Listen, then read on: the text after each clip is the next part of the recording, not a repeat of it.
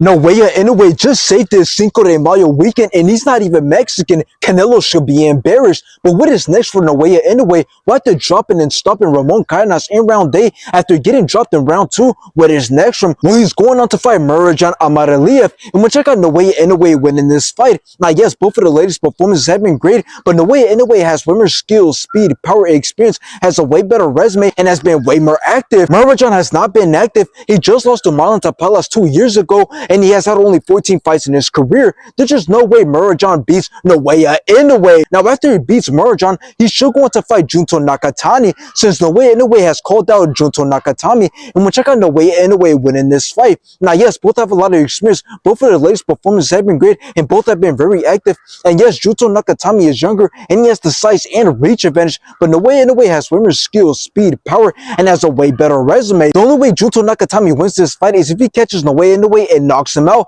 which won't happen because Naoya Inoue has never been knocked out in his career. Now, before we talk about another potential fight for Naoya Inoue, let's just talk about this crazy fight because Naoya Inoue saved boxing this week. But anyways, in this fight, we seen that early on, Naoya Inoue got caught getting too confident, and Ramon Cardenas landed a good left hand that dropped Naoya Inoue in round 2. But after that, Naoya Inoue began to put a lot of punishment on Ramon Cardenas, and Ramon Cardenas began to slow down. And that's when in round 7, we see Naoya Inoue drop Ramon Cardenas. And in round 8, that is when the rest stopped the fight due to all the punishment that Ramon Cardenas was taking. But anyways, another potential fight for Naoya Inoue could be at featherweight, which is the weight class above that he currently fights at, against Nick Ball. Since there have been many talks about this fight being next and it happening pretty soon, which I believe this will be a very entertaining and exciting fight. And before I say why, let's just take a look at Nick Ball. He stands with a record of 22 wins with 13 knockouts, no losses, but he has 1 draw. Now, stylistically, this should be a very entertaining and exciting fight because Nick Ball is a similar style to Pitbull Cruz, where he has a lot of success when it comes to putting pressure, loading up on shots, and letting his hands go. So if this fight does end up happening, I believe it's all going to come down to Naoya Inoue, and if he can outclass and outbox Nick Ball, which if I'm being honest, I'm a little worried for Naoya Inoue because this is the second time that he has now been dropped. But considering that he's the most skilled fighter in his division and he has managed to come back even after getting dropped, I believe he will have a lot of success with outboxing and outclassing